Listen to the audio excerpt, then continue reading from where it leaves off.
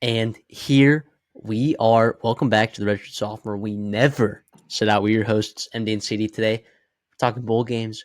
It's the third week of bowl games. We are coming off absolute heaters, the both of us going. I think in the 8 games we previewed, I went 7-1 ATS, 7-1 money line.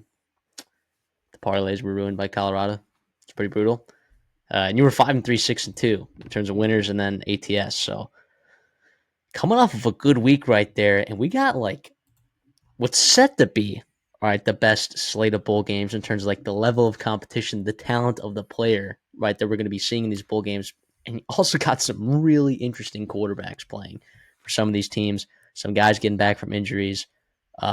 There's a lot of interesting stuff going on here for these teams, and I'm really excited to cover this. So make sure, if this is your first time joining us, make sure you are subscribed to the Redshirt Sophomore, right? And make sure you like the video as well. So you can keep on joining us for the rest of bowl season, coaching carousel, college football playoffs, transfer portal, you name it. We're going to have it right here on the Redshirt Sophomore. So, CD, how we feeling?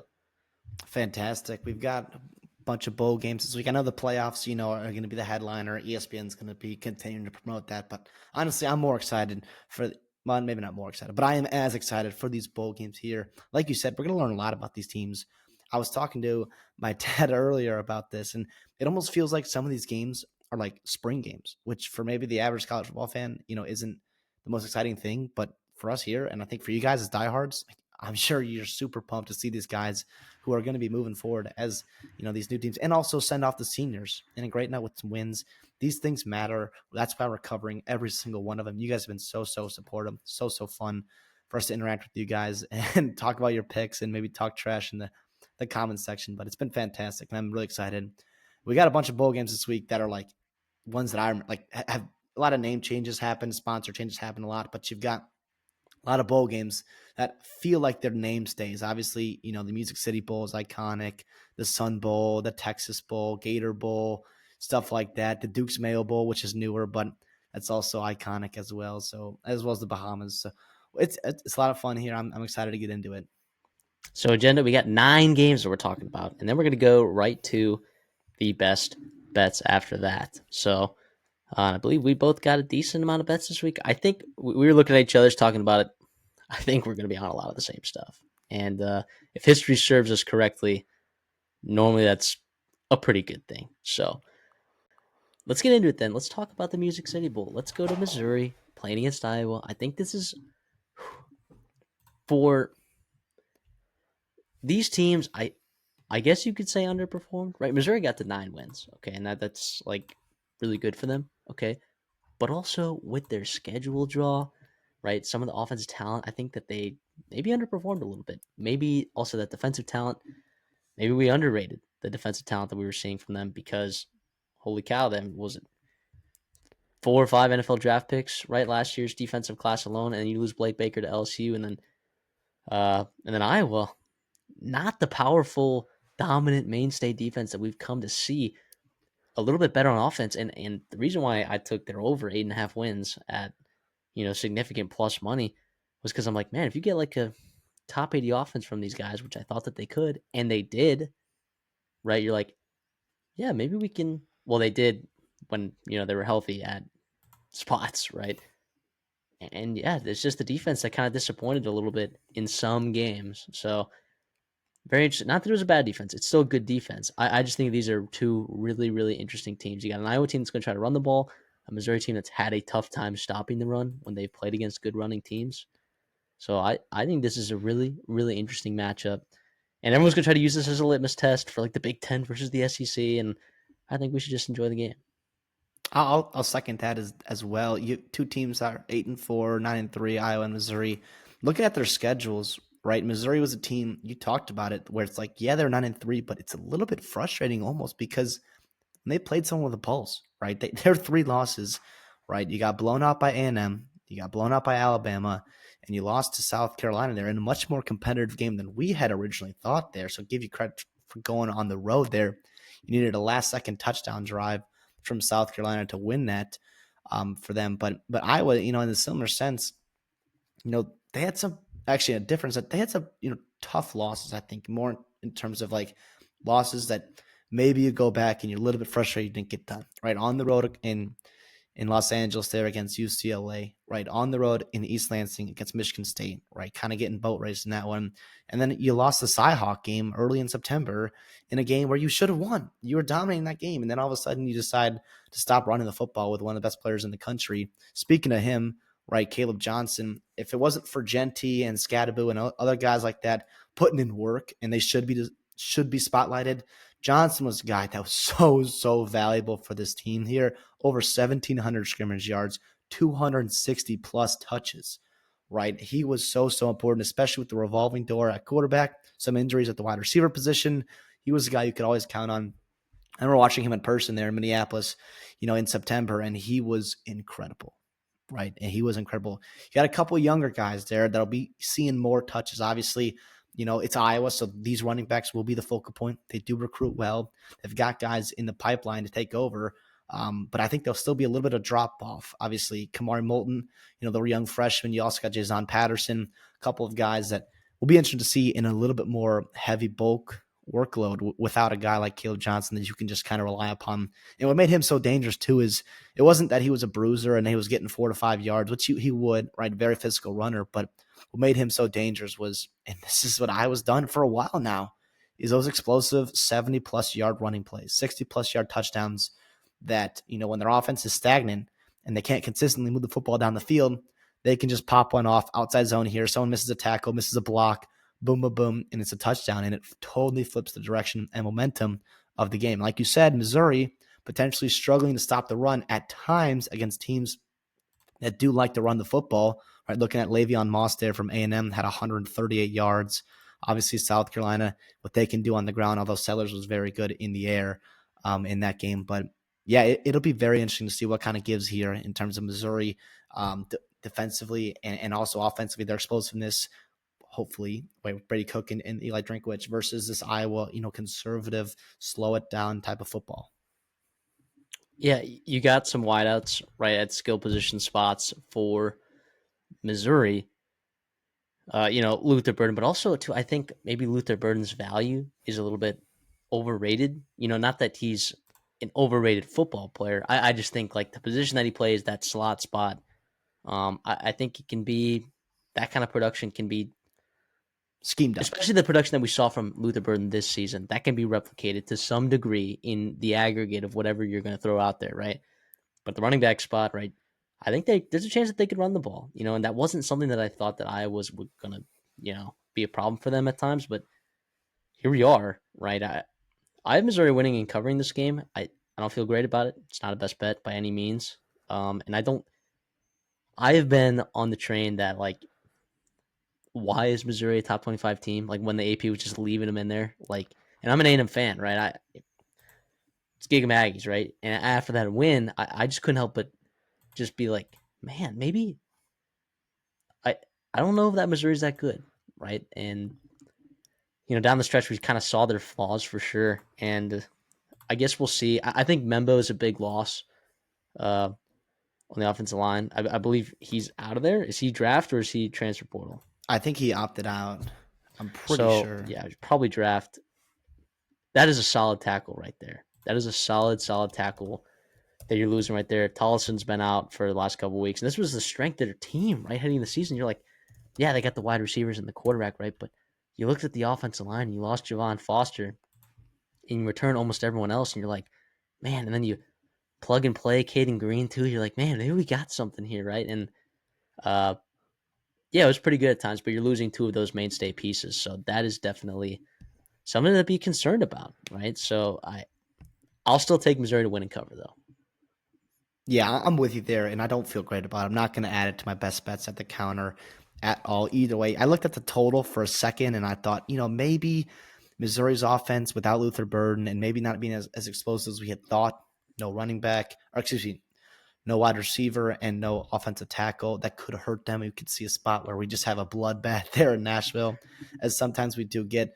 But the reality is, I just don't know. I think more times than not, Missouri wins and they win and cover. So that's why I lean that way. And I also think like they have multiple ways to win. I still don't hate them in a game where it's a bloodbath and it's a low scoring football game and they're actually running the football.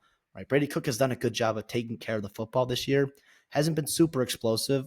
We keep using that word because that's what it was last year with him, Weiss, Luther Burden. You had the running back as well, which I'm forgetting his name, who was freaking awesome for him last year, and it just kind of took a step back. But I think in November, you started playing better football, and that a lot of that had to do with getting back a healthy, Brady Cook, because we saw how bad it was with Pine in there. But you also started running the football. Like the two Sun Belt transfers, Nate Noel, Marcus Carroll. Marcus Carroll especially was a guy we were high on this offseason and waiting for him to really kind of take over like he did in the Sun Belt and start leaning on teams in the SEC. And you got better and better in November, and that was really important. Now, it did help that you look at the schedule and you're playing, oh, look, it's a couple of bottom feeders in the SEC. You got Oklahoma, Auburn, Mississippi, or Oklahoma, Arkansas, Mississippi State, right? But the reality is, I think that point still stands because they were not impressive at all throughout the first 9 weeks, right?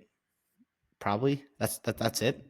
The most impressive win was Buffalo, and who I get it, we love Pete Lembo, but that should not be the expectation for Missouri right now.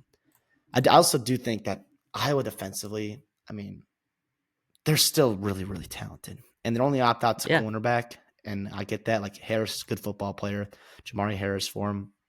But you still have a ton of talent in that secondary, right? The safeties, you've got Castro on the slot there. Obviously, Higgins and Nick Jackson are just so good at the linebacker spot. You Craig got is a Deion beast. Craig, yeah, Black, Ethan Hurkett, Graves, Llewellyn. Like you have so many guys there too. And it really worries me a little bit to like really take Missouri because I could see a spot where you got Iowa just playing what kind of football they want to play, and who knows there.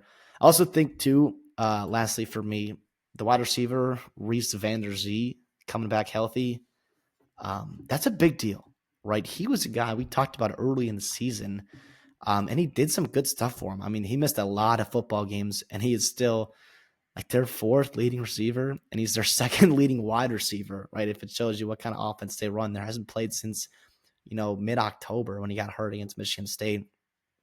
Um, yeah, I mean that's a guy that I think very talented, bigger, 6'4", young kid that could give you some options. And you've got Brendan Sullivan starting for you. Well, I don't know if we've even talked about that yet for Iowa. Cade McNamara back in the portal, I think, and it's going to be Brendan Sullivan who's healthy, and he can give you some of that added running dimension. He wasn't great throwing the football right when he was in there. I would argue it was better than McNamara just because it gave you a little bit of explosiveness. Right, Cade McNamara averaged under 6 yards per attempt. You had, you had Brendan Sullivan was a lot closer to 10, right? Although he did have the couple interceptions there, but I don't know. I think Sullivan, and I think Iowa fans would agree for a while there, is giving you a better chance to win than Cade McNamara, and two, having a chance to have bowl prep and kind of get back to it, get your wide receivers healthy. Luke Lackley, the tight end, find out ways to scheme open yards and production that Caleb Johnson normally would have for you. Yeah, when you talked about earlier, like you were thinking about taking the under in the total, I was actually opposite. I thought about taking the over at 40.5 here because I'm like, I try to convince myself, right, that like, okay, there's production between Moulton and Patterson, right? Like you could still run the ground if you're physical enough. But the thing is though, it's like when you want to like try to quantify how effective a running back is, right? You look at explosive plays and Iowa, for how much for teams knew that they were going to run the ball, right? And in the Big Ten, you were still top 10 in 50 plus yard runs, 40 plus yard runs, 30 plus yard runs. Like you were explosive. And at times you were kind of dependent on it. Like, so I'm just not sure whether explosive plays are going to be generated, right? If not by Caleb Johnson. Okay. But I do see a situation. I see it both ways where you're like, okay, well, with these running backs, right, they could still be good, but maybe they just try to control the game, right? Get those first downs, those third and shorts, and maybe Missouri struggles some on offense against the talented Iowa defense. I don't know, but I'm that's a stay away in terms of all bets for me. But I am excited to see again. I said, hey, let's not use this as a litmus test, but you know that we all are. So you know that we Yeah, all are. absolutely. And real quick, I would be remiss if I didn't bring up Johnny Walker, defensive end for Missouri. He has been fantastic. And if you want to get after Brendan Sullivan, this offense and that running game in the front seven, he has been fantastic in November. 5.5 sacks in his last 5 games, 3 forced fumbles. Are you kidding me? Those kinds of turnovers in these bowl games sometimes make such a difference. And you could see, a turnover, forced fumble, tip pass here or there that Walker or anyone else on the defense makes for Missouri could be huge, especially if you are struggling against this Iowa defense. Um, yeah, and he's a senior too, which we love. Well, 2 years ago in the Music City Bowl, we saw how important turnovers were. In this time, they were in Iowa's favor against Kentucky, right? So yeah, I see your angle there. I see your angle. Let's head over to the ReliaQuest Bowl. Alabama squaring off against Michigan. Two teams. I don't know if you want to say they're not trending in the opposite direction, right? But Alabama disappointed, right, with how the season ended. Michigan, right? Not only did they get to beat Ohio State, and a lot of those players get to end their careers, with a win against Ohio State. 4-0 against Ohio State. How about that? Yeah, that senior class, that's crazy. And then you propel yourself into a bowl game, right? And unfortunately, you got a tough matchup, right? Alabama is favored by 13 and a half in this game, and I think for a very good reason. Okay. Um, as good as Michigan's defense is, I mean, and we'll get into all of the names and I'll let you break that down, but there are a lot of defensive players for Michigan that will not be playing in this football game. Good ones, great ones, elite ones that are not going to be playing this game. On the Alabama side, it's more like the secondary, right? But at the same time, you're like, is Michigan going to be able to take advantage of that, right? So I get why this line is 13 and a half, and that's what we'll be picking it at here. So, I mean, how are you feeling about this game right now? Yeah, it is interesting. You also I have to talk about Bryce Underwood here too for Michigan. Getting the snaps was cool to see in that bowl prep for him. Obviously, most people watching this video probably know who Bryce Underwood is. That's the 5-star number one player in the country, quarterback who flipped from LSU to Michigan, his home state. But yeah, For that'll be education fun, purposes. obviously. And so we'll see him probably more next year, not in this game here. And it's going to be Davis Warren, we believe, for quarterback for Michigan. Been a revolving door there all season long, trying to find the right spots. You get a win against Ohio State, in my book, I feel like you've earned the right to go out there and lace up the bootstraps against Alabama in the bowl game. But yeah, so we got some opt-outs from Michigan here. You talked about the stars on defense. Stars. We're talking like first-round pick caliber players. Mason Graham, probably a top 5 pick. You've got Kenny Grant at defensive tackle again, another defensive lineman, Josiah Stewart, and you've got Will Johnson, the cornerback, probably the best cornerback in the country when healthy. Yeah, I'll leave it right there.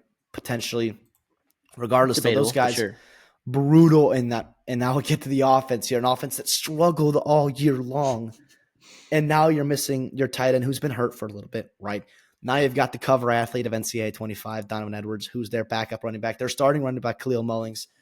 He's opting out as well. You've also got your left tackle, Miles Hinton, as well. Holy cow. So who's left, right? You're looking at, and also, by the way, I'll go to the portal here too. So you've got, And your backup left tackle your too. backup left tackle, Andrew Gentry, Yep. who I would have loved to get. I think he'll be fine for BYU. I think he'll be fine for BYU there.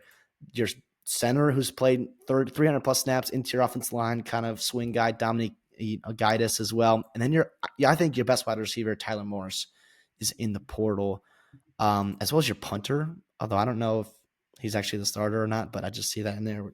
Regardless, so not that it really makes a huge difference. Although we've seen in this bowl season like some bad punts. Regardless, though, you're gonna have to be really, really creative at offense coordinator, who's not Kirk Campbell, right? If you are a Michigan Tommy fan, Dillman did start, by the way. so Punter. yeah, your punter's gone too. You got to figure. Although I'm sure Michigan has somebody on that roster and that campus that can punt. Regardless, though, you also missing or you fired really your offense coordinator Kirk Campbell. It's going to be in the interim, guys. Going to be your tight ends coach Steve Kesula, who's been very good, obviously developing Colson Loveland and others. Marlon Klein as well, who's been a nice step up, next man up kind of guy. But boy, oh boy, I mean, what's left, man? It's going to be tough. It's going to be some new faces, I think, at some certain skill position spots. An offense that's been limited before kind of gets even more limited. But I like Benjamin Hall at running back, right? He's 5'11", 235 pounds. Freaking love that for Michigan there. They will probably lean on the run, the quick passing game with Samaj Morgan like they've done all season. But yeah, it's going to be a difference. I talked about spring game, spring game feel right earlier in this episode, and it feels kind of like that for Michigan and even Alabama as well. Yeah, but if you have Jalen Milroe in this game, he is. If you remove those athletes from Michigan, right, Jalen Milroe can absolutely take over a game on the ground, 100%. I also think it's funny too, and maybe this isn't the time to talk about, but like, wasn't Kirk Campbell like the quarterback guru, like for JJ McCarthy? Like, this sounds like I don't know. I think Sharon Moore might be in a little bit of trouble, guys. That's all I'm gonna say. I think he's trying to point fingers. But anyways, uh, yeah. So you're missing a lot on the defensive side of the ball for Alabama. But again, we talked about the offense maybe not being great for Michigan, maybe not be able to take advantage of it. Alabama has talent, at on offense. They really do, right? I mean, you lose Justice Haynes, not a big deal because Jam Miller's probably been better. And you got other guys there in that running back room. The wide receivers, I mean, what they pretty much look the same except no Kendrick Law, Kobe Prentice, who like Bama fans are you really that upset? I mean, Kendrick Law, like you love the potential in that spot there, for the future, but the reality is like, come on, you're pretty in a good spot there. So Well, and yeah, I'm Law's a great guy, and also he does like dirty things for him. When I say dirty things, I mean running the ball, jet sweeps, touches. That sounded wrong, but he's a good guy to crazy. have in your room. Um, but yeah, Prentice, Henderson, Odom, all highly rated recruits that have not lived up to their potential at Alabama yet. Does that mean they have? They're not going to at their new scores, not necessarily, but it's just interesting. Yeah, I'll take Bama and I'll lay him. I'll lay 13 and a half. It's close to being a best bet. I just there's a lot of volatility when Jalen Monroe is your quarterback, so I'm staying away from the bet perspective. But we always pick on our show every game, right? So I'll take Bama minus 13 and a half. Yeah, I'll go Bama 13.5 too. And I thought about taking it because I do think style points are going to kind of matter for Kalen DeBoer here. Now, obviously, a win is a win, and you'll take it. And a lot of times, bowl games, people just kind of forget about how you're winning. It's just if you win, you look back 4 months later, and it's like, oh, we won our bowl game, great. But I do think in this case here, trying to build momentum, maybe calm the Alabama fans for not necessarily making the playoffs or not making the playoffs. I think style points could matter, and I also think it's a good litmus test. Not litmus. It's a good opportunity to see some young guys on that defense. So you're missing, right? Obviously, Deontay Lawson, who's a star for you, captain, leader, all that. Malachi Moore, heart and soul kind of kid. Keon Sabb, very, very talented. Devonta Smith and the nickel safety. I like him a lot. And he's going at Notre Dame, which tells you exactly how good he is defensively if they want him. As well as, a couple other guys hurt. I don't know. Count me interested to see a couple of highly rated guys you're going to be playing. Right, you've got King Mack from Penn State. You've got Red Morgan, the young kid. Justin Jefferson was a highly rated JUCO kid. And at the cornerback position, Xavier Mincy. Right, is he going to be ready to play for you? Cornerback nickel, he's kind of moving around, but we'll see what happens there, especially with Mbakwe moving over to wide receiver and that whole debacle there and that just craziness of the offseason of college football in 2024. But the guy I want to bring up here, Quay Rousseau, right? Can he do stuff on the edge? And then Keon Keeley. You've been hearing things about him from the defensive coordinator, defensive lines coach. Like you've been hearing things about him. We've been waiting for him. Like when are we going to start hearing about Keon Keeley? Now you are. Sometimes we do talk about the young kids, the underclassmen, and how important these bowl practices are for them because in the regular season, those practices look a lot different than the offseason and the training camp. Like not often are you having position battles and like real reps going on all week long and stuff like that for these guys in the second and third string.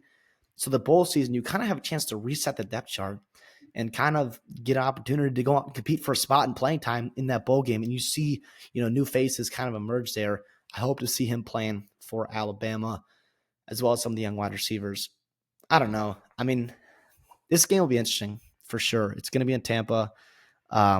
New Year's Eve, obviously this is important. Two big time brands. So obviously I'm sure the ratings will do just fine, but it is a shame that you've got so many guys from Michigan that are opting out because that team, obviously we know how talented it is. They just beat Ohio State and all that did happen. But yeah, I'm with you. I think Jalen Moreau.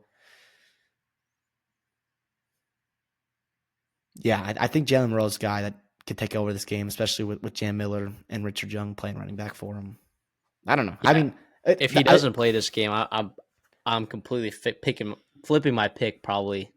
Actually, no, so I many wouldn't do that. losses on defense. So many losses on No. defense. And you've also got they've got a solid quarterback room there. I'm sure Ty Simpson could be just fine. But I do want to ask you, like, I'm kind of going through the list here, and I'm like, well, like I'm looking at the best players that are playing in this game right now, right? How many? Like you got probably 3 or 4 of the top ones are coming from Alabama, right? A couple offense, well, maybe like Yeah, Milrow, a couple offensive linemen. You've got pick your wide receiver, Ryan Williams, Bernard, either one of those guys. yeah. Demani Jackson. There's a big old talent gap for sure. But that didn't stop Oklahoma. That didn't stop Vanderbilt. But the key with those, Oklahoma muddied it up, right? Which that was a Oklahoma team that was not littered with opt outs, right? The one that we saw against Navy, and with some pretty good bodies there on the defensive line. Not like Michigan has, right? But Michigan, those bodies are gone too. So, and then for Vanderbilt, for them, their key was just staying ahead with the explosive plays and the creativeness on the offensive side of the football, which I don't know that we're going to get from Steve Kasula. So, good luck, Michigan. But yeah, we'll both be riding Oh Alabama wait, as third team. yeah. Sorry, I was about to give my best bet. Make sure you're watching our best bet because I do have one for this game. It's not the spread. So Let's head over to the Sun Bowl. 2.5 point favorites are Louisville. The question is the wrong team favorite here, right? Louisville's got a, as well as Jeff Brom is an amazing coach. All right, we talk about him probably.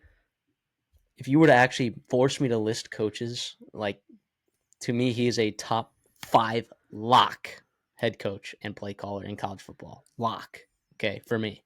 in game coaching, I'll agree with that for Yes, sure. I think yes. sometimes how he handles the high school ranks Yep.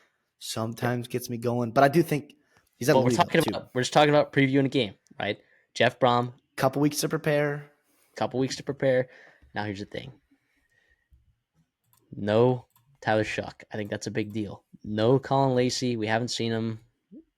Whatever. Oh, actually, he's on the depth chart. I Yeah, think so there is some question notes, about him. He's listed as the starter, right? but he hasn't been great. The bigger one is Ja'Cory Brooks, right? And Yeah. Amari Huggins Bruce, both guys.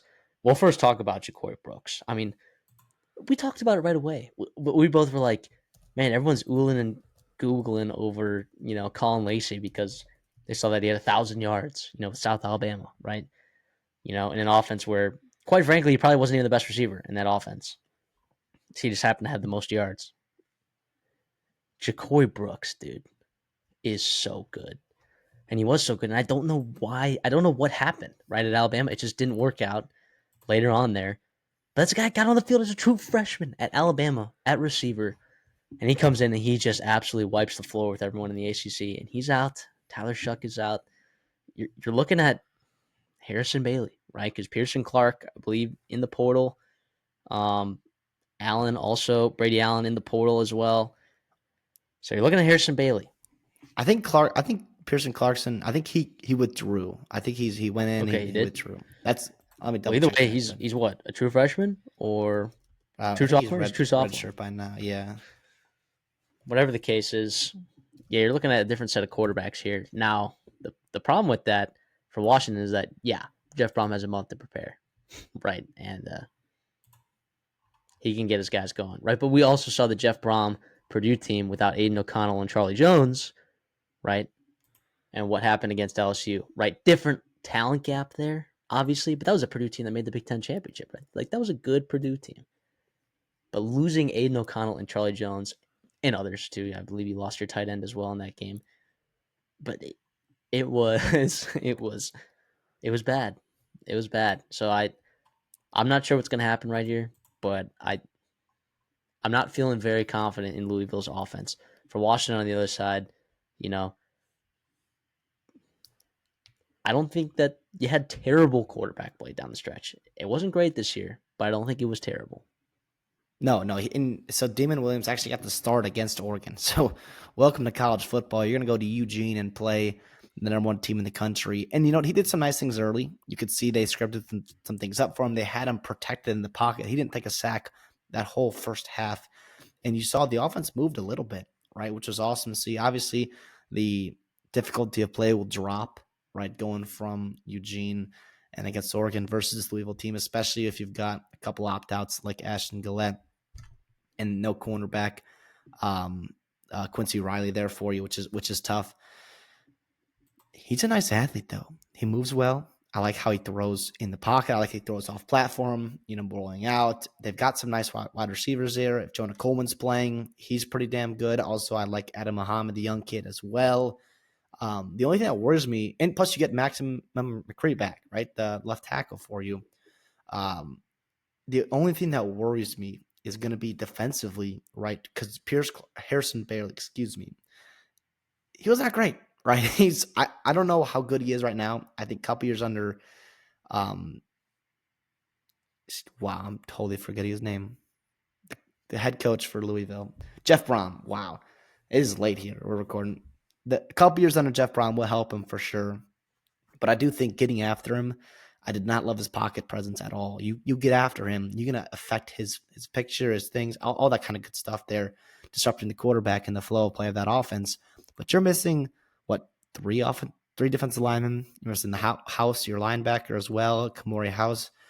A couple guys where if all of a sudden... But you're not missing your coach, your Yes. defensive backs, or your defensive coordinator. So Belichick will stay with the team before leaving for North Carolina, which is great. And also, I do love that Fish says no one's going to opt out, which is awesome, right? It tells me you're bought in. And it tells me you want to go to El Paso and get a win.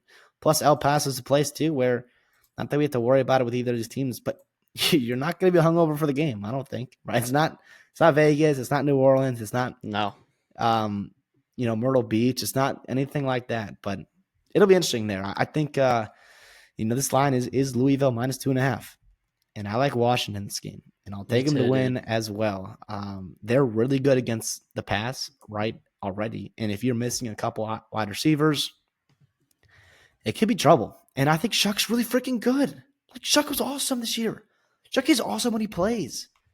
And I think there's going to be a severe drop back from Shuck to Bailey. And some things that Shuck could cover up with his talent and what he does offensively for you. I get it. The best player in this game is probably Isaac Brown, right? That's true freshman. No, maybe the most dynamic player is probably Isaac Brown and what he can do offensively. I know Washington is susceptible against the run.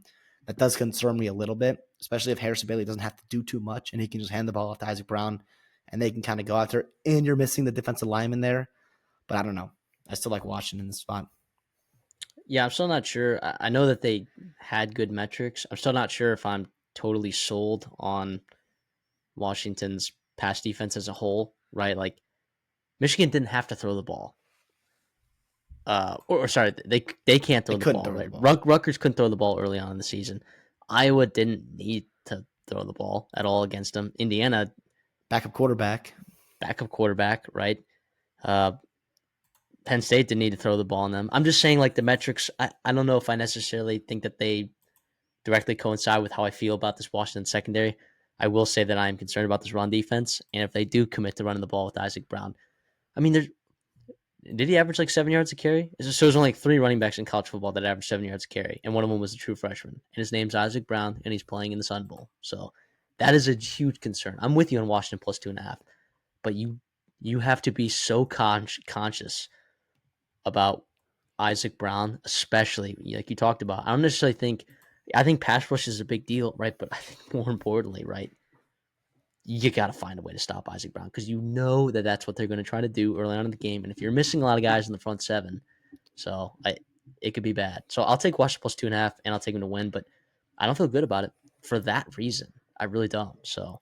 And you also got Duke Watson too, another freshman for Louisville, who had 57 carries, averaged 9 yards per carry, had 7 touchdowns, super, super explosive. Last 3 games, right? 7 yards a carry for rushers that had over 100 carries, I think, yes. Something like that. Yes, 100. Yes, all running backs. Well, yeah, so there's some qualifications, which is really impressive that lasted. But I'm saying Duke Watson, too, another super explosive kid, 6 feet, 180 pounds, right? Against Stanford, had 11 carries, 100 plus yards. For Pitt, he averaged 6.3 yards per carry.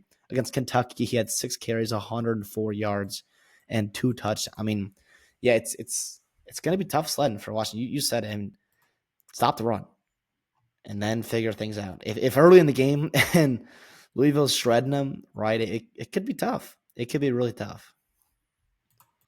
Let's head over to the Citrus Bowl, which I think, man, what a matchup, dude. South Carolina versus Illinois.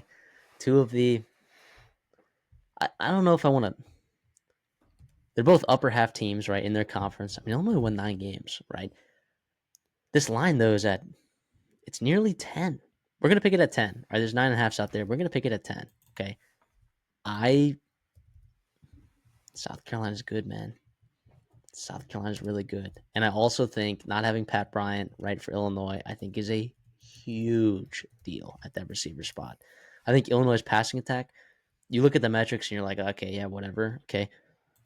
I thought like when they needed explosive plays, they got them from Pat Bryant, right?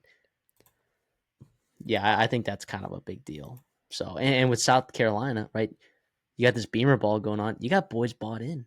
Cal Kennard is the only defensive lineman there that's not playing in this game. You still got, NFL players, Stewart, Sanders, Hemingway. I mean, you got guys there, plus those linebackers that are solid. Uh, I believe you're going to see all the DBs as well. Sounds Eman sounds like no Worry, opt outs. Yeah. Smith, Kilgore. Yeah, I just think that the South Carolina team is just way more talented than Illinois. I do think, uh, I think Gabe Akis at his ceiling might be one of the best players in this football game that no one's going to talk about. But yeah, I'll take South Carolina Lamb, dude. I really think that Sellers has been so good too, man. It's been so good. And Illinois' defense much improved. I talked about it in the preseason. I'm like, I think Aaron Henry's got guys now that are in there that can run what he wants to run, right? And that's aggressive, press man, right? You have athletic guys on the edge. The only issue was like kind of, you know, stopping the run sometimes. There are issues there, right? But I think that they did enough in the pass game to where they were able to recover from what they did last year, right? Where it was such a letdown after the historic secondary that they had 2 years ago.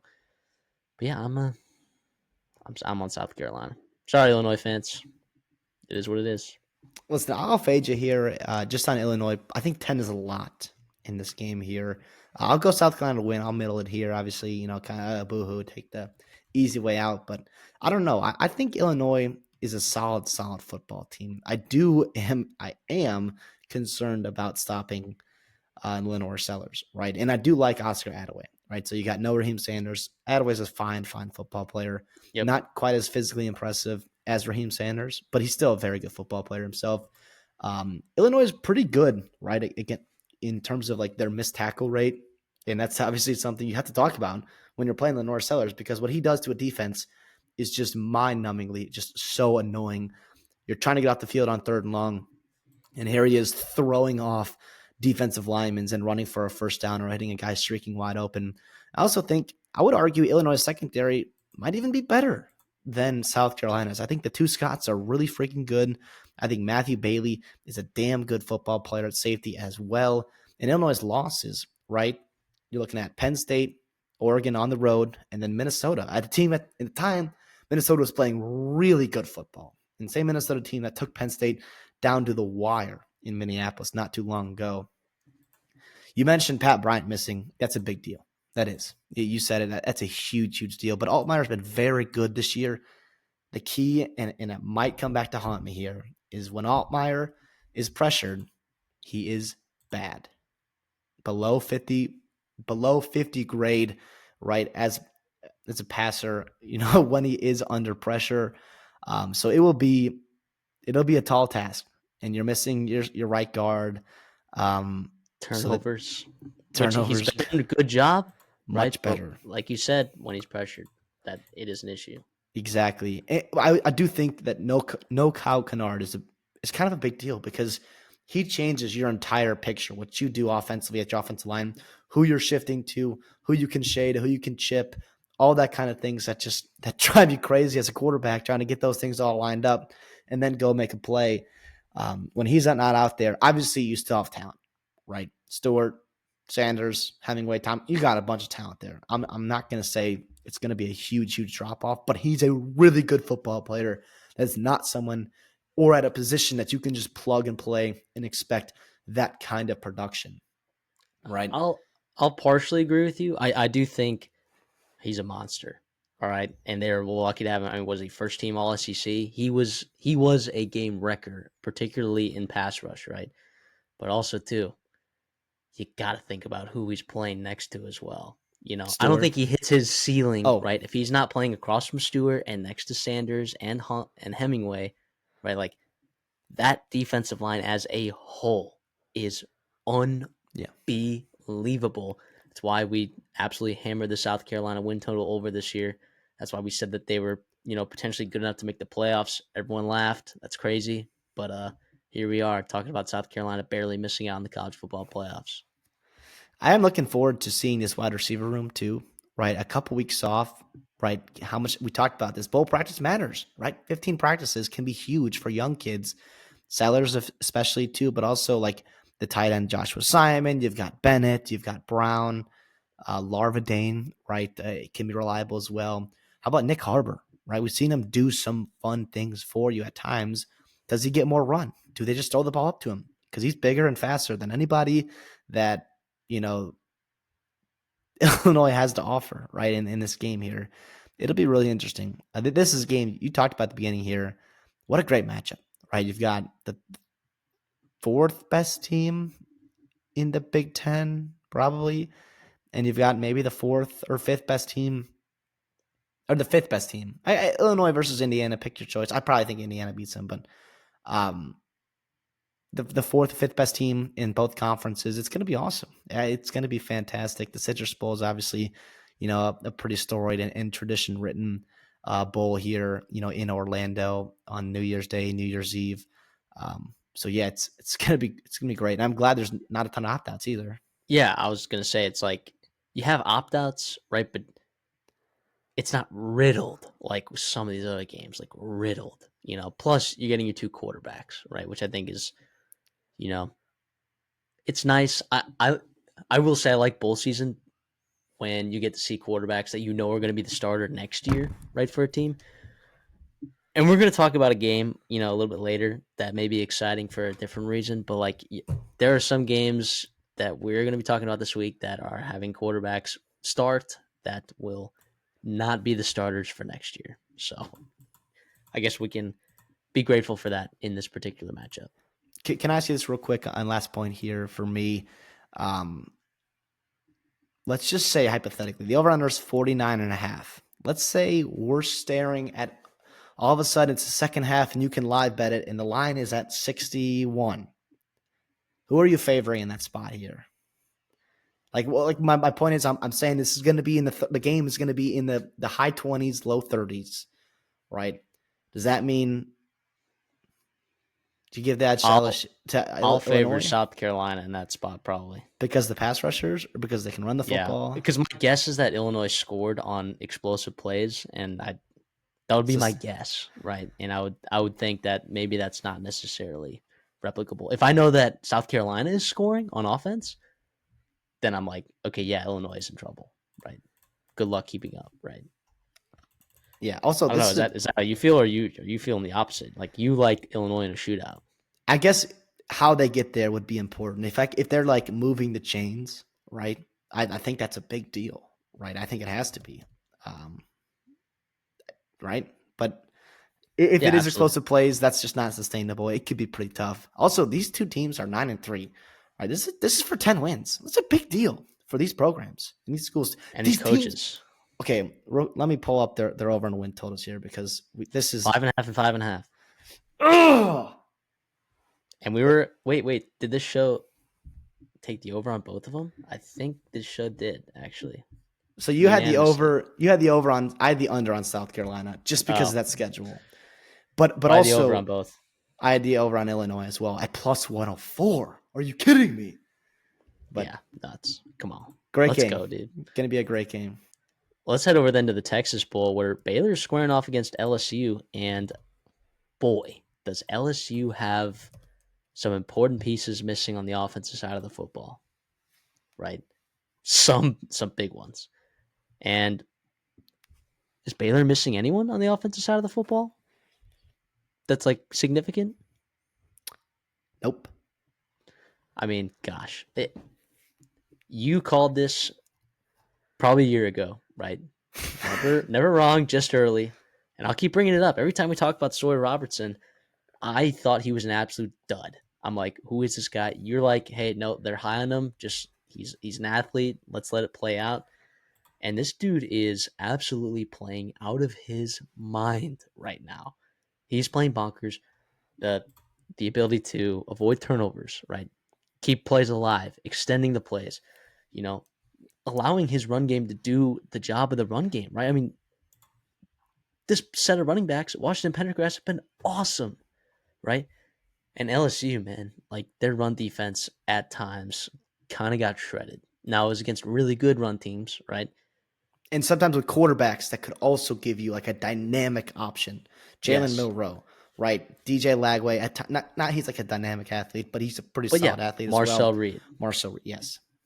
So yeah, it'll be interesting there matching up there with LSU's defense offensively. I mean, the moral of the story is the offensive line, right? I mean, what you're the moving pieces around there, what you believed was one of the best offensive lines in the country, right, heading into the season, and for the most part, it lived up to the hype, at least from a pass protection standpoint, right?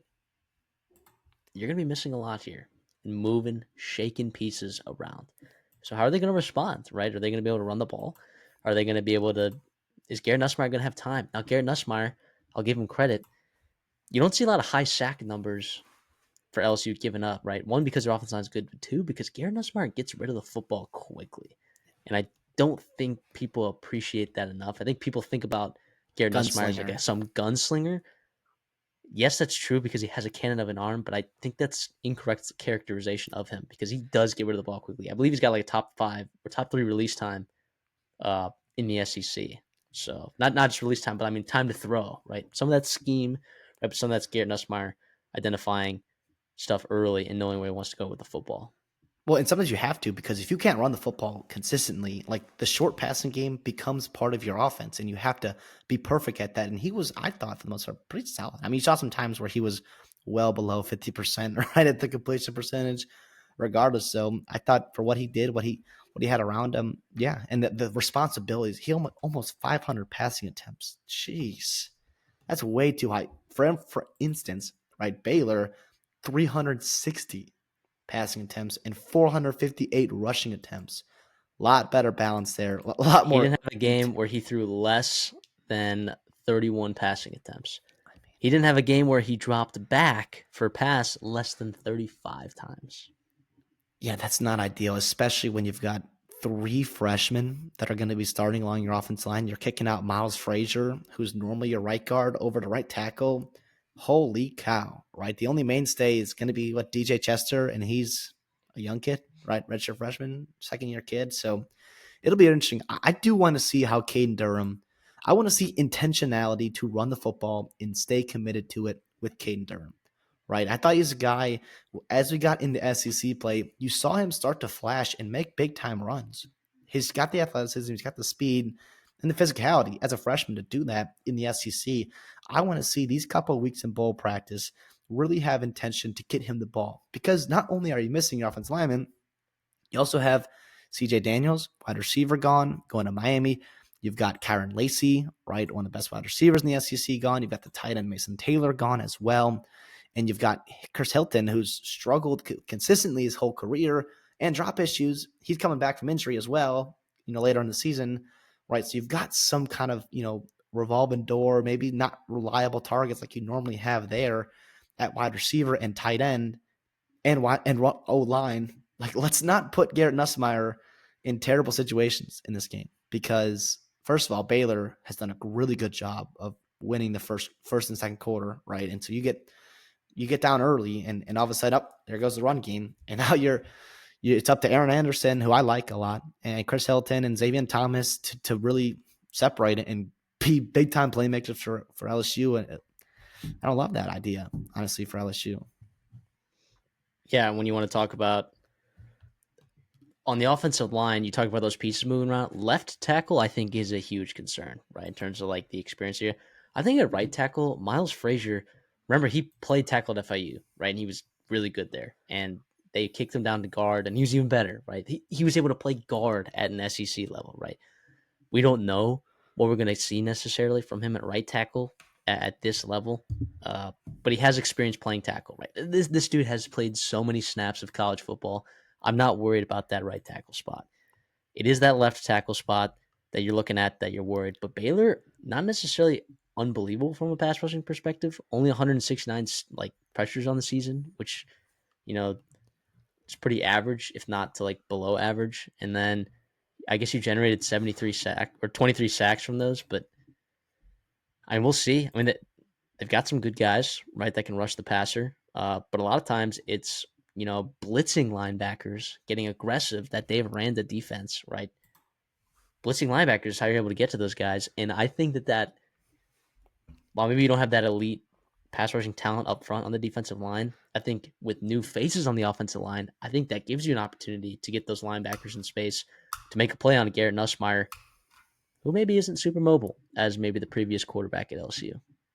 Yeah, absolutely. And also, you have stunts, you have different blitzes. It's very hard to communicate as it is as an offensive lineman, but you see sometimes in bowl games where you've got stunts, that go on and that really give people problems. And if I'm Baylor and Dave Randall, like you've done, all season long, yeah, get those guys in space, get those guys going.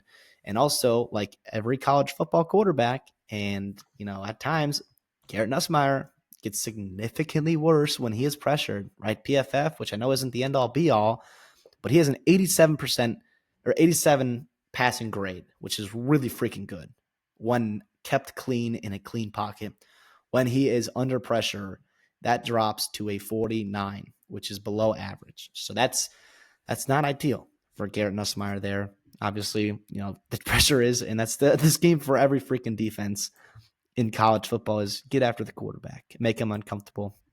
I want to talk about um, two defensive tackles in this game here. Maybe guys that don't get a ton of shout out. How about defensive lineman for Baylor, Jackie Marshall, a guy that could play a huge role here, really good against the run, right? PFF has him as a damn good run defender, as well as on LSU's side, Dominic McKinley, former five-star kid who came on really strong as the season ended. Exclamation point on the last game of the week, rivalry weekend against Oklahoma, had 2 sacks for him. We talked about him way in the offseason. It's like, is he a guy that's going to be ready to play in year one? Is he going to reshape his body to be ready? And it sounds like he did. And it looks like he did.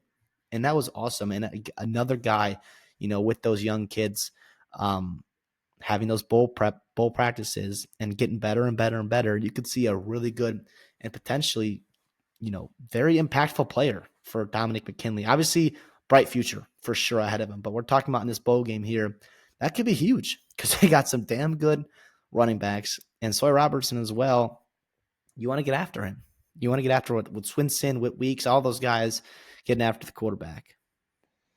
Well, I want to talk about Jackie Marshall for a second because when we previewed the Big 12, right, we were like going through like, holy cow, there are so many good running backs. And we were like, but there are not a lot of good interior defensive lines in the Big 12. And honestly, definitely kind of probably a miseval on our part. Like, this is a good defensive line, dude. Like, well, I guess that interior is really good.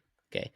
I mean, Jackie Marshall, like, when you play the running backs that you played against and put up the numbers and you play almost 600 snaps, I mean, both of their interior defensive linemen played almost 600 snaps.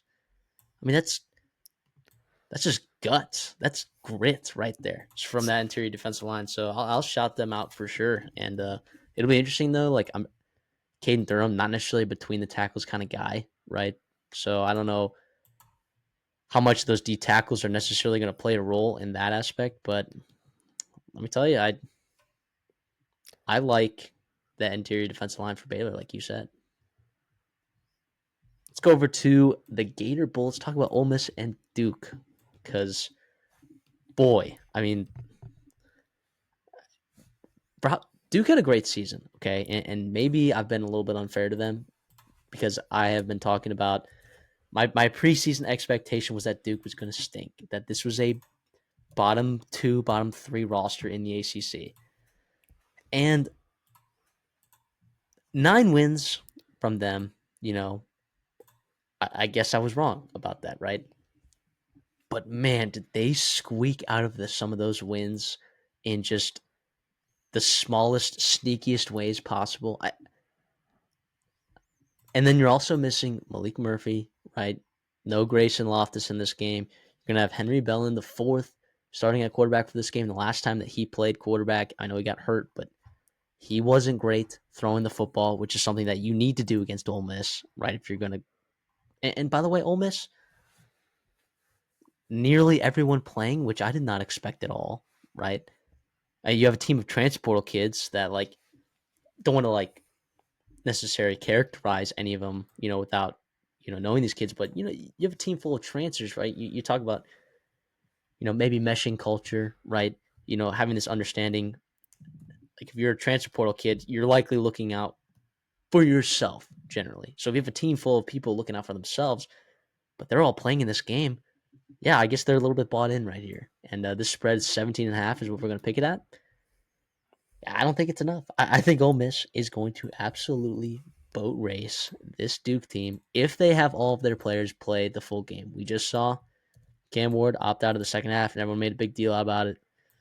I personally don't think it's that big of a deal, but we'll see what Ole Miss does in that department because they do have NFL players on this team, and Duke, quite frankly, doesn't have a lot of those, as many as Ole Miss does.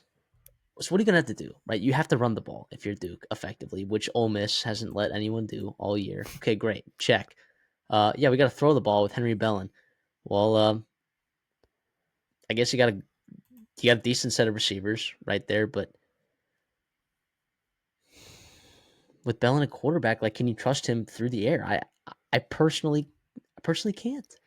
Right Not until now, proven otherwise, and not to intrude on you. Ole Miss gets after the pass rusher, so yes, they are vulnerable at times through the air, but they have 262 pressures on the year. That is a lot. Princely U, Suntrain Perkins, Jared Ivey, Walter Nolan, JJ Pegas.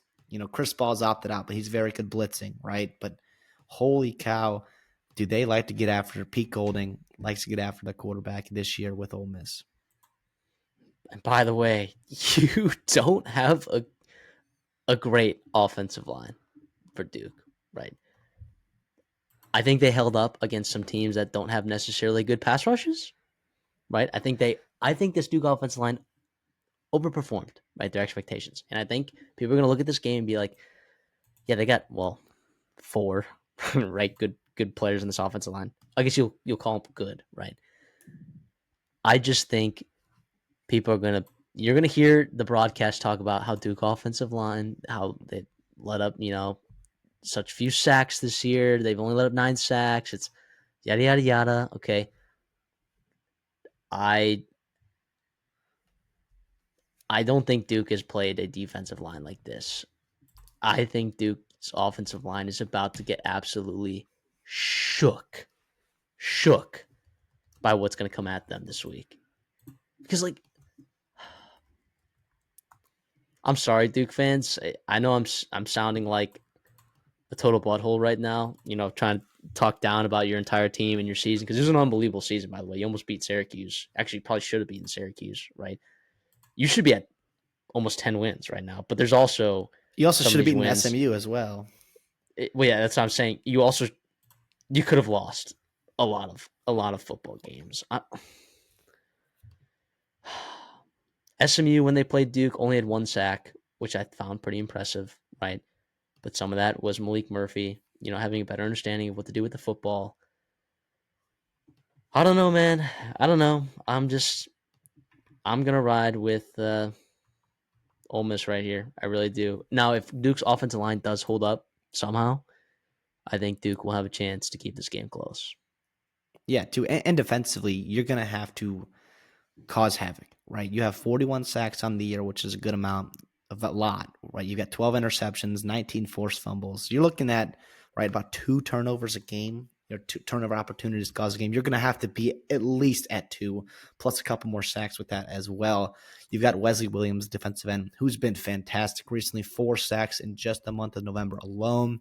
I like your linebacker core. You've got Alex Howard as well, who we like in run blitz there. Plus, there's no opt-outs, right? And so you've got Rivers and Moore in the secondary as well.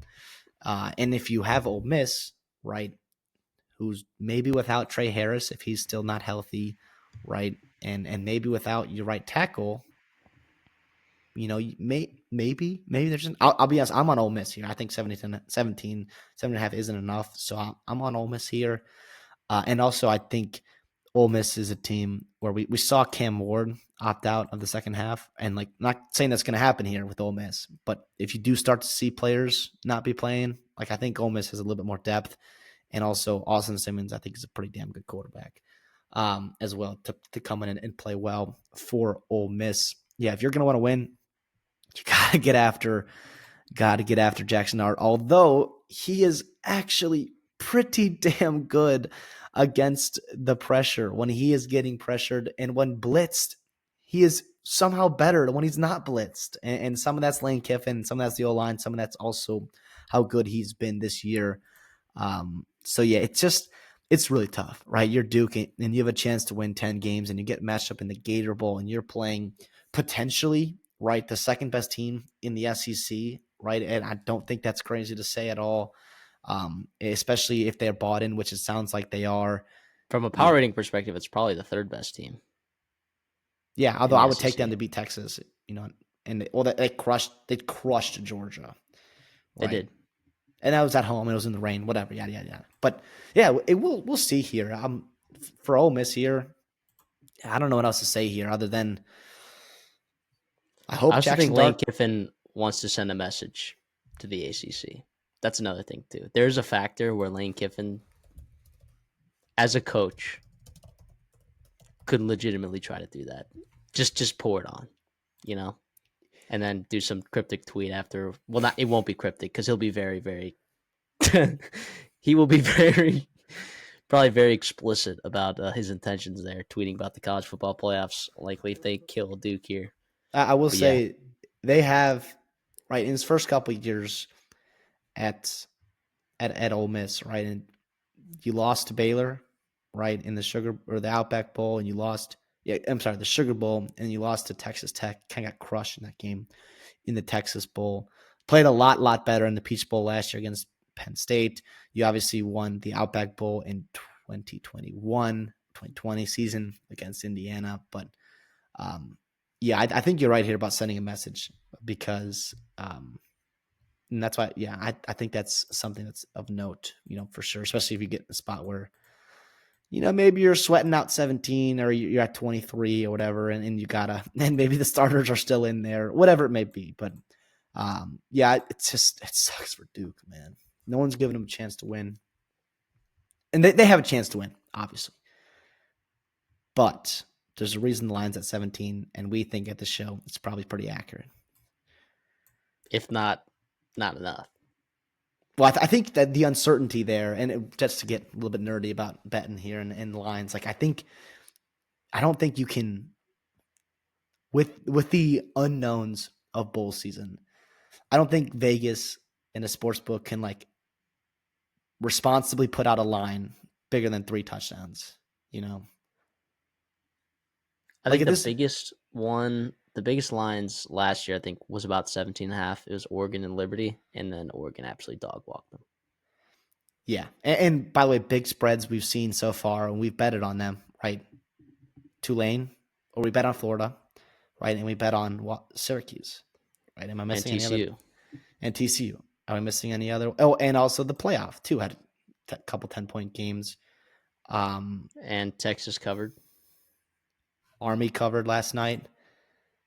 which we were on as best bet as well.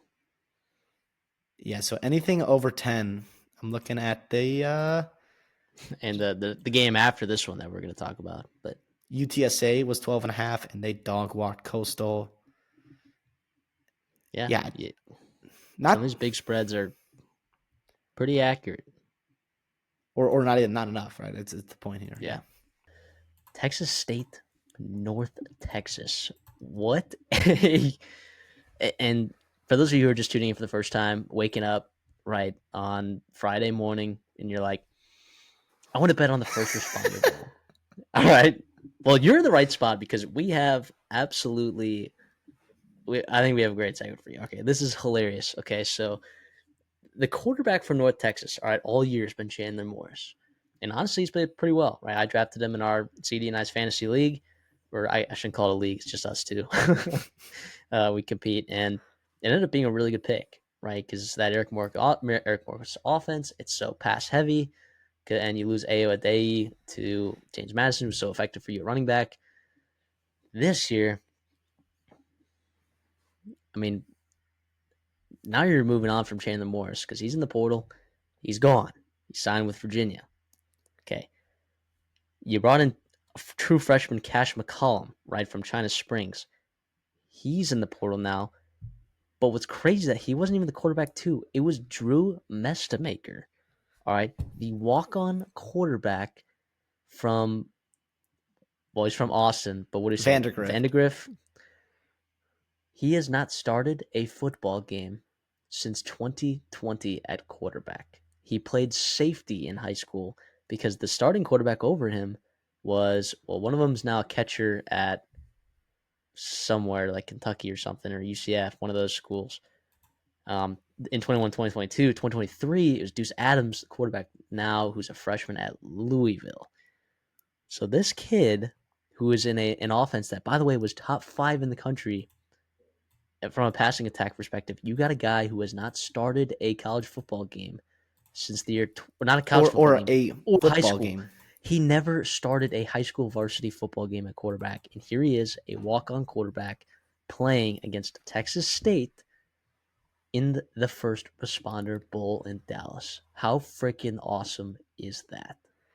Yeah. Well, first of all, I mean, just incredible, absolutely incredible. And by the way, like, not only was he a safety, right, 6'4", 210. How would you like to play against that, right, in high school, as a opposing wide receiver, quarterback?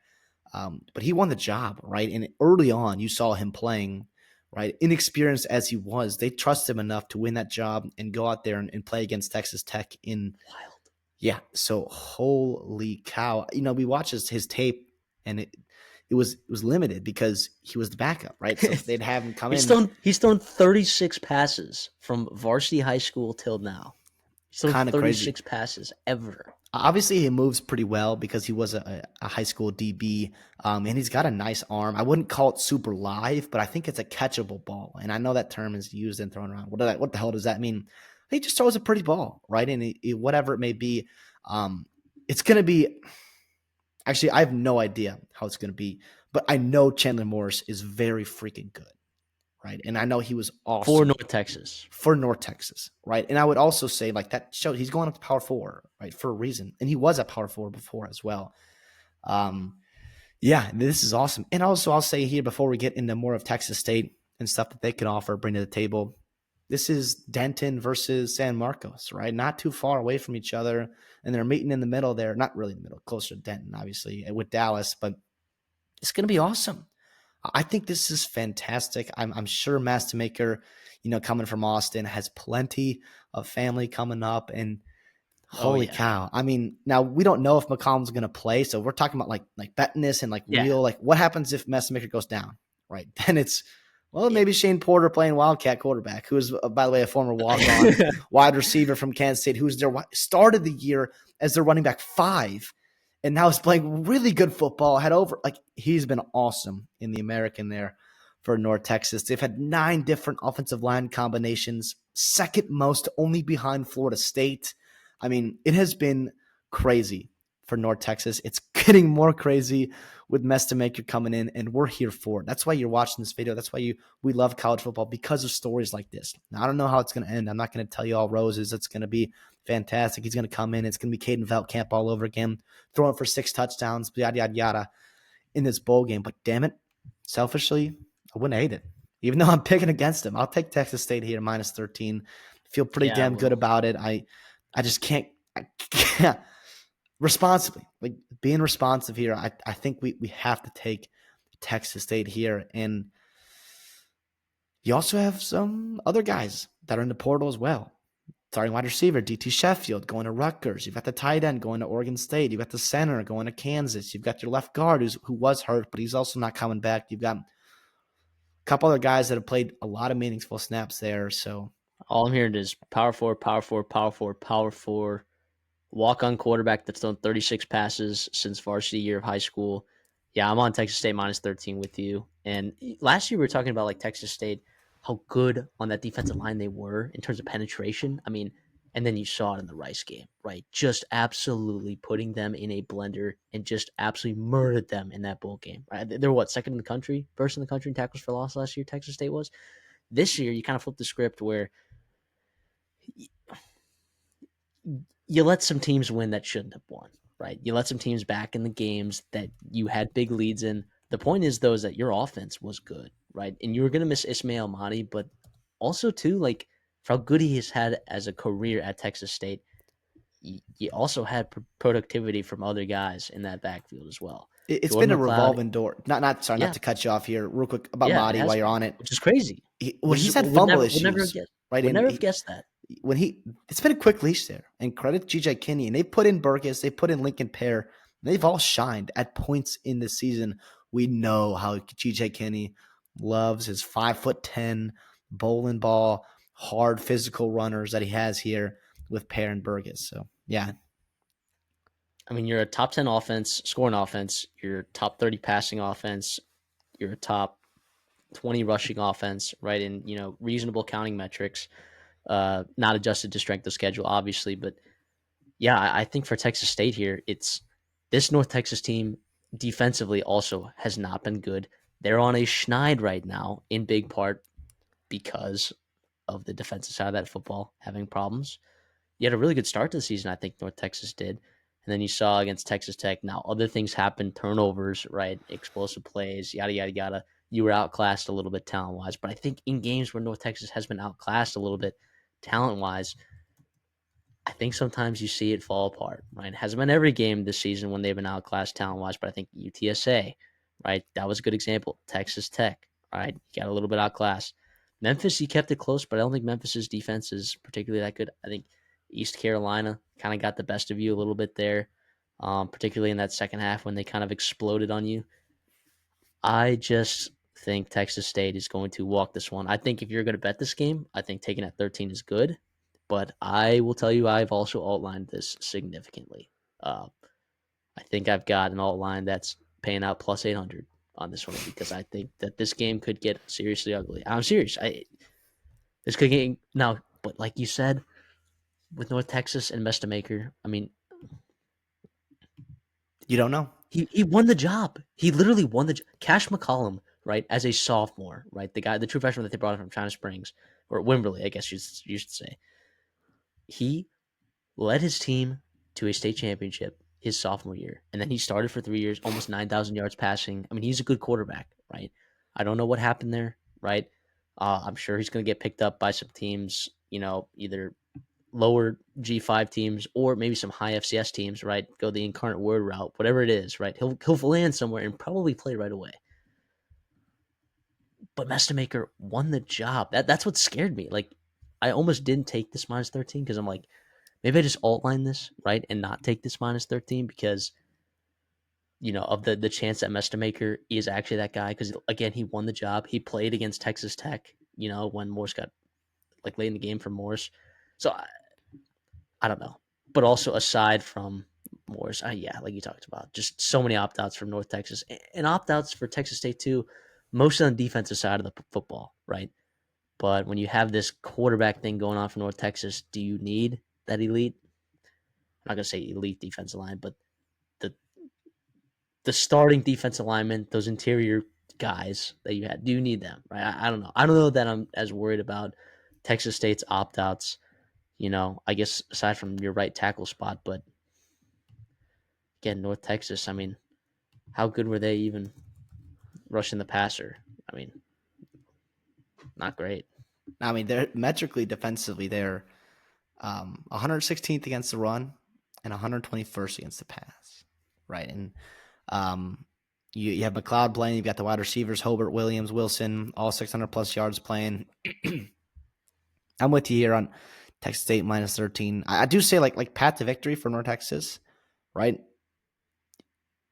Run the ball well, right? Shane Porter, right? And you hope to do that with the crazy offensive line shuffling. Although it does help you, I will say here, like North Texas gets 15 practices, same as Texas State. It helps North Texas a whole heck of a lot more than it probably helps Texas State. And that's because of the new people you're putting in at offensive line, at quarterback, at wide receiver. You got some true freshmen playing everywhere. But this line's at 13 for a reason. Also, you got a couple good players, a couple good undersized players for North Texas here. Roderick Brown, defensive lineman, as well as the cornerback. Ridge Texada has been a legend there for North Texas. But yeah, I'm with you on the outline's interesting.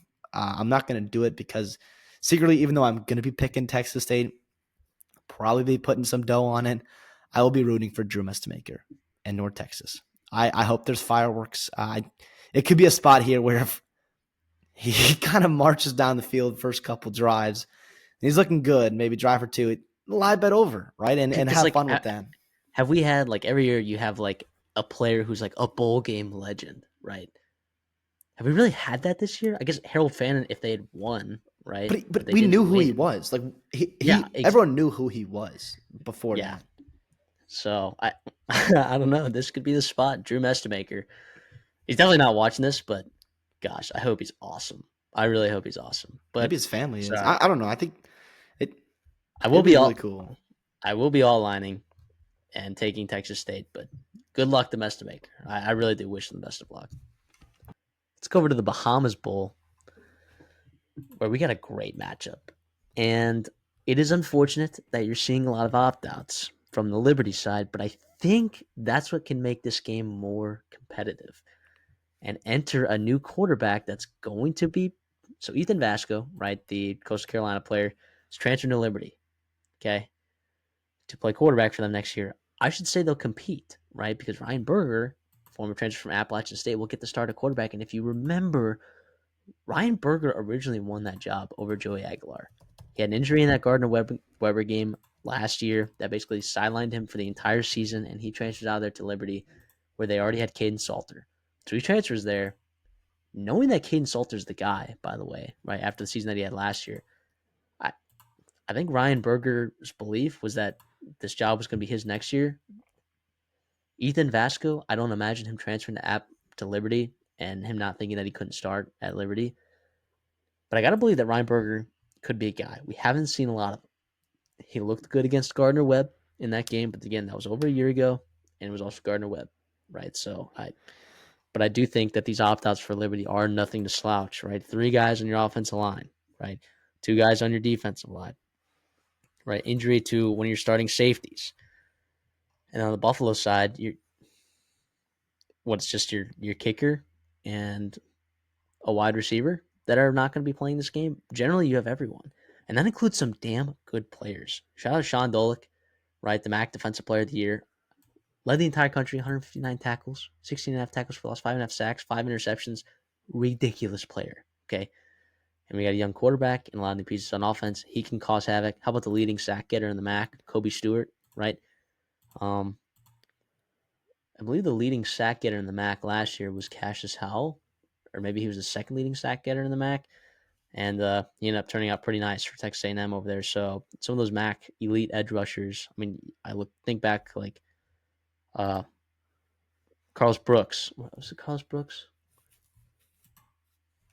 Gosh, the Bowling Green edge rusher, Carl Brooks. That's what it was. Dog. Right. So some of these elite MAC edge rushers, Khalil Mack, are good, dude. He's a good player, guys. Transferred from Sanford, solid football player. So I think the Buffalo's, having these upper echelon talent, right, and their defense being full strength, right. I think is particularly in the run game, which is what Liberty I think is going to try to do early on. I think it's going to help that Liberty doesn't have a lot of their offensive line. However, this Buffalo secondary is not great. So we'll see what Ryan Berger is able to do through the air. Yeah, honestly, I'm excited to see him for sure. You mentioned the offensive line for Liberty. That's something that concerns me. Absolutely. Buffalo was 120th in pass defense which is not good. There's 134 teams in FBS, right? So they are right there, right at the bottom. And yes, and that is with Sean Doliak. That is with the leading sack getter in the MAC And with you're Kobe playing in the Stewart. MAC, by the way. And you're playing the MAC, who doesn't throw the ball a ton as it And is. there isn't even a 1,000 yard receiver in the MAC this year, besides Harold Finn. That's it. Who's a freaking stud, who's not even human. And also Deion Crawford, too, another guy, 7.5 sacks for you at the other edge spot from Kobe Stewart. So yeah, that's something to consider. Where if the offensive line and your two tackles, right, not playing the game, got to go against a couple of very good edge rushers, it could be concerning because you want to take advantage of that pass defense of Buffalo, and that could be a problem. That could absolutely be a problem if you're Liberty. I believe Cooley's playing, right? I haven't heard anything else otherwise, so I assume you want to get him going because not only are you breaking a new quarterback, but that could be a big deal. And you also missed the production that Cade Salter gave you, 114 carries from him on the ground. And we know Jimmy Chadwell loves to run the football, right? 507 rushing attempts on the season to just 268 passing attempts. That's almost 2-to-1 ratio. They're running the football as opposed to passing it. That could be a problem if you are struggling, right, to get movement on the offensive line. If you got shuffling pieces there, and if you got your guy Dolak getting after you. Plus the other linebacker too. He has 140 plus tackles too. Red Murdoch, which is a great name for a linebacker as well. So it's going to be really interesting. We'll see. I think Liberty at full strength is a much different team than they're going to be. We're going to be seeing them, and Jimmy Chadwell said the players in the portal not going to be playing because he's some more opt outs for Liberty, and it's going to be what it is. Plus, you're traveling to Bahamas, which I know for both of these schools and teams, you're going across a ton, not time zones, excuse me, I think Hawaii. You're going pretty far away, right? And for everyone, it's probably going to be a far trip to Nassau, but yeah, it'll be really interesting. Buffalo offensively, though, run the football, right? Do what you do. Run the ball, 477 attempts this year. You've got Alge Henderson. Agban, the quarterback, likes to run the football as well. Yeah, get after him. Get after him early. Milk the clock away. You're 2.5 point favorites. Yeah, I like Buffalo in the spot here. Absolutely. Me too. I like -2.5 here. That's where we're picking it at. I believe that's pretty much where you're going to get it everywhere. If you are planning on betting on this game, which I know some of you are waking up early Saturday morning to figure out what you want to bet, you just typed in, Liberty versus Buffalo preview, and here you are, which is awesome. We love having you guys here. Make sure you guys subscribe as well, just for the future, even though this is the last bowl game of the season. But we still got college football playoffs, transfer portal, coach carousel, which we do a great job covering that. But I wanted to ask you, and I have an answer. Coaching edge. Is it Jamie Chadwell in Liberty, or is it Buffalo and Pete Lembo? Here's what I'll say. I'll say in game, I probably like Jamie Chadwell in terms of what he can do schematically, different adjustments he can make. But you want to talk about having over a month off and getting your team ready to play in this football game? Yes, Pete Lembo. Pete Lembo is a master motivator. He is incredible. What he does building a culture. And also, I will say, schematically, not half bad as well. What he did to special teams at South Carolina was incredible, and how explosive they were on the special teams at the special teams unit. So yeah, I like Pete Lembo in terms of like having them prepared to show up, right? Like locked Yeah, in, ready to go and win 9 games at Buffalo in year one. yeah, that'd be nuts. And by the way, Pete Lembo's no stranger to the MAC. If you don't know who Pete Lembo is, we're huge Pete Lembo stands, right? From when he was South Carolina special teams coordinator, back when he was on Ball State, right? When he left Ball State, okay, he left there with a record of 33-29. You're like, okay, well, whatever, okay. He is the only coach, right? And by the way, Brady Hoke also coached there as well. He's the only coach to leave Ball State, in the last 30 years to have a winning record at Ball State when he was there. That is a terrible program. Mike New left there right after Pete Lembo left, right in 2015. Mike New's been there since 2016. He's 40-63, right? Uh, yeah, it's a tough place to win. Even though you're in the MAC, it is a tough place to win football games, and Pete Lembo did it. He walks into Buffalo, a program that was an absolute disaster. Maurice Linguist, oh, look at him. He was going to turn around this program. He takes a cushy job at Alabama now. What's this disaster program going to do? I'll tell you what it's going to do. It's going to hire Pete Lembo, who has experience in the MAC and experience coaching in tight situations. You got a guy who's an absolutely unbelievable coach at the special teams level, a master of mastering the details. You got a guy who's just an unbelievable football coach who will probably get a shot at Power Five pretty soon. But yeah, give me Pete Lembo, dude. As good of a coach as Jamie Chadwell is, right? As good of a coach as he is, I think Pete Lembo is a dude, and I can't wait for him to keep proving it over and over again. So yeah, I'll lay Buffalo minus 2.5, and I really don't have a problem with it. Now the issue is like Caden Salter, for how good of a player he is, right? And I know injuries kind of limited him a little bit this year. Throwing the football was not necessarily his thing, right? And you had guys go in the portal at the receiver spot that were really good for you last year that you didn't necessarily have this year. What happens if Ryan Berger is just really good throwing the football, right? Like, what if he just starts throwing pretty balls and starts tidying his thing up that secondary? That's one thing you're gonna have to run from. You're gonna run into a problem, right? Buffalo is not keen to playing from behind. They're not built like that, right? It is play good special teams, force errors, right? Stop the run, okay, and then run the football and control the time of clock yourself. And then I guess try not to turn the ball over is a mantra for Buffalo on the offensive side of the football. I mean, they've only done 6 interceptions all year. They've only lost 7 fumbles. The turnover margin for them is it's been pretty favorable this year. So I like Buffalo in this spot, man. I really do. So that's going to do it there for our previews of the games, the rest of the bowl season. So good luck to you guys. If you guys are in bowl pools, if you guys are betting these games, good luck. But speaking of betting games, let's get over to the counter. All right. I got 5 bets. I don't know how many CD you got, probably 4 or 5. I guess I'll recap, right? Last week, right, we went Saturday. We'll recap Saturday's games, which we just picked. I went 4-1, only loss being ECU, NC State over 59. That was pretty brutal. But Iowa State 4.5 cash, which maybe for the wrong reasons, right? TCU minus 10 cash, Army minus 14 cash, Boston College, Nebraska under 46.5 cash. I'll uh I'll say I got lucky on that one for sure. A lot of red zone possessions, crazy turnovers, interesting weather. I shouldn't say it was bad weather, but it was icky, right? So for you, you had TC minus 10, which cashed, Army minus 14, which cashed. You were also on the ECU NC State over 59 with me. That did not cash. You were also on Colorado first half minus 2.5. So, and I guess, by the way, you weren't crazy to think that players could be opting out of second halves, by the way, when you were taking Colorado first half minus 2.5. Now, that didn't end up being the case for Colorado, and it didn't matter. But I think you were right to fear that potentially. I think you might have been ahead of the game.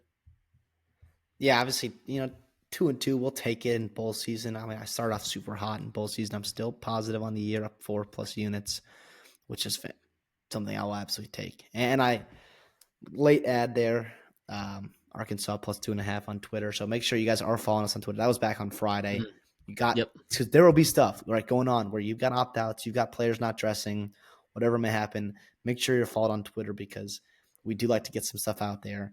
And obviously, we'll count that as our record, and we want you guys to get those lines as well, if you Yeah. want So on the year, yeah, responsibly. exactly. I'm Covered on the us. year. I'm 50. On the year, I'm 51-47. So I'm only down like half a unit, 0.59 units. Uh, I mean, I'm up on the year technically. If we want to count unit management, but whatever. We count these straight units. You are 51-42. You're up 4.41 units. So as a show, we're 102-89. I'd say that's pretty good. Up almost 4 units as a show. So I would actually say that's really good because you're gonna have a lot of guys come on and talk to a microphone and not keep track of the record for you guys because it is so bad. One of my favorite shows as a show, they're down 60 units, the 4 of them. So it is, yeah, it's tough out there. So I'm happy with what we're doing right here. But anyways, let's get into it then. I'll start off strong here. Let's go Baylor minus 3.5 against LSU. I like it a lot, dude. So many opt outs for LSU on the offensive line. Baylor, not a lot of opt outs. They've been playing so well offensively. They can run the football, which LSU's had a problem with. Baylor, I think, is more physical than people give them credit for, particularly on that interior defense line we talked about. Give me Baylor minus 3.5 here. Listen, I don't hate that at all for you. I I thought about it for sure. It worries me because I know there's some athletes on LSU that are still playing for 'em. And LSU's got some good momentum right now. I don't think that's a program or a coaching staff that has mailed it in at all. But listen, I like we picked that. I picked Baylor as well. I don't hate that for you. I'm gonna go stick on Tuesday, I believe. Let's go Alabama and Michigan over 43 and a half. And this one has to do with some opt-outs on both sides in the secondary and linebacker, not opt-outs, injuries, opt-outs, all that same kind of stuff, portal in secondary and linebacker for Alabama. And then you got a lot of really good players on the D line and secondary for Michigan in the portal, as well as I also think you're going to get a little bit better offensive play from Alabama than you saw at the end of the year. And I also think Michigan, even without the running backs, I think you'll give them time. They can scheme open stuff. And I wonder if it'll force them to actually like try to come up with a game plan to throw the football and be successful at it and not just pepper Colson Loveland, for 4 straight games and then get them hurt and then have nothing else to do offensively. So I do wonder, I do hope, right, that that's going to be the case there in this game. Over 43 and a half seems too low. I also see a spot here where Alabama puts up 35 and hopefully 38. And then Michigan just has to give me 7. And that could be a real spot here. That line is 13 and a half. So it could be a blowout in this game. Every game that has been over 10 points has cashed to the favorite. And they've scored a lot of points. So, yeah. Well, speaking of 10-point favorites, yeah, Ole Miss minus 17. It's gonna be my next one. So I'll ride that with you there. let's go. Yeah, and you know what? Like Duke could prove me wrong. Their offensive line could hold up. Like I don't think that they will. Right? They have held up. All right, against the competition that they played this year. But if you've been following the bowl games, right, maybe some of those defensive lines that they played against are not particularly incredible. I think this is a different beast. I think they're going to fall apart. I think Henry Bellin is just not a dude, and Jackson Dart is going to, yeah, he's gonna absolutely shell them. So, and also too, like even without Trey Harris, like when they haven't had him, they've still had a very effective passing game this year, which may not have been the case last year, right? But I think they're going to be solid. Yeah, I'll echo everything you just said there. Also, real quick interruption here. If you're watching this and you're kind of confused, we're just doing best bets for the last week of bowl games only, no playoffs. So this is from Monday, Yeah. the 30th, all the way to Saturday the 4th. So from the Music City Bowl all the way to the Bahamas Bowl. With that being said, I'll go another double-digit favorite here, Texas State minus 13. The best story Boom. of Thank you. I know you're on that as well. The best story of college football in the bowl season could be Drew Mestemaker, right? And what he can do as a true freshman, walk on, former safety, coming and winning the job at the backup job and having to be thrust into the spot here for North Texas. But I think more times than not, even if he's playing well, I wouldn't mind Texas State in the spot here. Yeah, Texas State going to Dallas. You're not far from Denton. Gets a win here, minus 13, Texas State. Yeah, for all the reasons, I'm with you on that one. Let me go to South Carolina. I'll take a 9.5 against Illinois. I know you don't like that a lot, but I'll lay with the Gamecocks, brother. I mean, I think that even without Kyle Kennard, I think that defensive line is still so good. I think Kyle Kennard is a monster, right? But I do think that like some of his productivity, right, also comes from the menaces that they have on the inside there. I'm DJ Sanders, NFL. Tonka Hemingway, NFL. Uh, Stewart will be there. Stewart, yeah, Dylan Stewart, you're hopefully is going to be NFL. Still got all the guys in the secondary playing in this game. I mean, Lenore Sellers has been unbelievable. Illinois has tough time tackling. Luke Allmeyer's not good under pressure. All of these things add up to me believing South Carolina can win by double digits. So I fade an SEC team, and then I take two essentially double digit point SEC teams. So Yeah, listen, that's not crazy. I took Illinois to cover in our little pick 'em here, but I didn't feel great about it. Also, Sellers is going to be healthy, like real healthy. So, yeah, good luck. Good luck to those Illinois defenders there. I'm going to go to the Duke's Mayo Bowl here, and I've got Minnesota minus 7.5 as my best bet here. We talked about it in that video. There's a lot going wrong for Virginia Tech right now, portal wise, opt out, injury, a lot of things that can go wrong. I know Minnesota's got some key, very good football players not playing for them. I trust the ones that are going to be playing. PJ loves to win his bowl games. He wants that Mayo bath. I think he gets it. The hook scares me. I wish I got it a couple weeks ago when it was at Yeah, 5.5. I think that could come back to absolutely bite me. But I also think Minnesota's going to be in a spot here where they can potentially lean on Virginia Tech, even with some revolving doors at offensive line, right? I think you're just going to let Darius Taylor go and really get after this defense, especially with those opt outs, in that defensive line. yeah, I like it. I like it. I'll take Buffalo minus 2.5 as my last bet. I'll tell Is you that as your well. last bet as well? Yep, that's Okay. it. So for there, right, lots of opt outs. Okay. There could be a situation where Ryan Berger absolutely is awesome and shreds his Buffalo secondary, but I gotta believe that Buffalo's going to shut down that run game, which is what Liberty's going to try to do with Quinn Cooley and Billy Lucas. Okay, you know they're going to try to do that. I think Buffalo can stop them, right, with some of the superstar talent that they have there in the front seven. And then also too offensively, like Pete Lembo's just going to try to control this game. He's going to try to force Liberty to make mistakes. And look, Kennesaw State did the same thing earlier this season, and you saw an inferior team, okay, pull up and beat Liberty because they controlled the football. They let Liberty make their mistakes. Liberty didn't capitalize on their scoring possessions. I think Buffalo is just a well coached, good football team. And the MAC, by the way, has been absolutely unbelievable this bowl season. So why stop now? Give me Buffalo minus 2.5. Yeah, all the reasons you said, no reason to repeat all that good stuff. Also, we just love Pete Lembo here. I think they're going to be so ready to play that football game. 2.5. I'll take it. Under a field goal, I was going to absolutely be riding that for Buffalo. Yeah. Yeah. So to recap that for Spotify listeners, we got Baylor minus 3.5 for me, South Carolina minus 9.5.